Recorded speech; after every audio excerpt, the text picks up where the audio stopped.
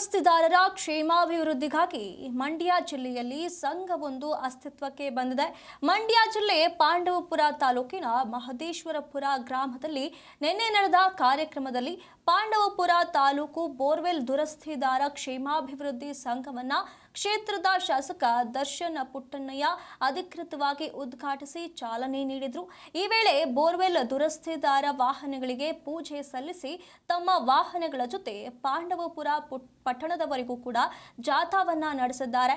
ಈ ವೇಳೆ ಸಂಘ ಉದ್ಘಾಟನೆಗೆ ಕಾರಣವಾದವರಿಗೆ ಸಂಘದ ವತಿಯಿಂದ ಸನ್ಮಾನಿಸಿ ಗೌರವಿಸಲಾಗಿದೆ.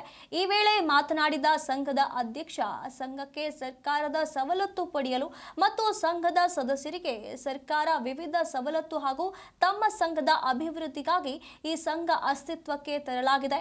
ತಮ್ಮ ಬೇಡಿಕೆಗಳನ್ನು ಶಾಸಕರ ಮೂಲಕ ಸರ್ಕಾರಕ್ಕೆ ಮನವಿ ಮಾಡುವುದಾಗಿ ತಿಳಿಸಿದ್ದಾರೆ. ಮಹದೇಶ್ವರದಲ್ಲಿ ಓಪನ್ ಮಾಡಿ ಇದು ಅಭಿವೃದ್ಧಿ ಪಡಿಸ್ತಾ ಇದ್ದೀವಿ. ಇದು ಇಡೀ ಕರ್ನಾಟಕದಲ್ಲೇ ಎಲ್ಲೂ ಮಾಡಿಲ್ಲ. ಇದು ನಮ್ಮ ಬೋರ್ವೆಲ್ ಸಂಘ ಅಭಿವೃದ್ಧಿದ ಎಲ್ಲೂ ಮಾಡಿಲ್ಲ. ಈಗ ಒಂದು ವರ್ಷದಿಂದ ಈಚೆಗೆ ಇಬ್ಬರು ಡೆತ್ ಆಗಿದ್ದಾರೆ. ಅದರಿಂದ ನಮಗೆ ಯಾವುದೇ ಸರ್ಕಾರದಿಂದ ಸವಲತ್ತಿಲ್ಲ. ಮತ್ತು ಏನೇ ತೊಂದರೆ ಆದ್ರೂ ನಮ್ಮ ಕೈಯಿಂದ ಹಾಕೊಂಡು ಮಾಡಬೇಕಾಗಿರೋದ್ರಿಂದ ಸರ್ಕಾರದ ಮಟ್ಟಕ್ಕೆ ಇದು ಮುಡಿಸ್ತಾ ಇದ್ದೀವಿ. ನಮ್ಮಲ್ಲಿರ್ತಕ್ಕಂಥ ಎಲ್ಲ ಸದಸ್ಯರು ಸಹ ಕಡು ಬಡತನದಿಂದ ಬಂದಂಥವ್ರು.